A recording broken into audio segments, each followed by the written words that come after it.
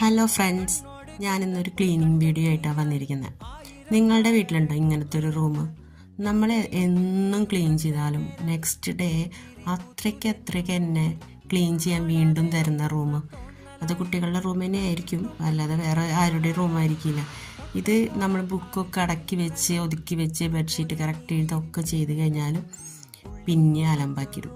ഈ ആൻസർ പേപ്പറൊക്കെ എന്തിനാ ഇവളെടുത്ത് വെച്ചിരിക്കുന്നതെന്ന് അറിയില്ല. ക്വാർട്ടേർലി എക്സാം തൊട്ടിട്ടുള്ള പേപ്പറുണ്ട്, quarterly pre model test series എല്ലാ പേപ്പറും ഇങ്ങനെ എടുത്ത് വെച്ചിട്ടുണ്ട്. പിന്നെ ഇതേ കുറേ കടലാസ് കഷ്ണങ്ങൾ എടുത്ത് വെച്ചൊക്കെ ജേർണൽ ചെയ്യാമെന്ന് പറഞ്ഞിട്ട് സാധാരണ അമ്മമാരാണ് ഈ ആവശ്യമുള്ളതും ആവശ്യമില്ലാത്തതൊക്കെ എടുത്ത് വയ്ക്കുക.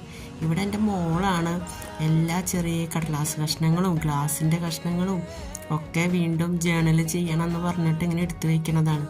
പക്ഷേ അത് എടുത്ത് വെച്ച് ഇതിന് വേണ്ടി മാത്രം ഒരു റൂം പണിയേണ്ട അവസ്ഥയായി.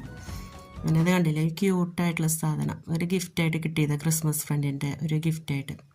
അപ്പം നമ്മളൊരു 3/4 മണിക്കൂറിന് ടൈം എടുത്തിട്ട് ജസ്റ്റ് ഒരു 10 മിനിറ്റ് കൊണ്ട് കാണിക്കുന്ന വീഡിയോ അത്. അപ്പം എല്ലാവർക്കും ഹാവ് എ നൈസ് ഡേ.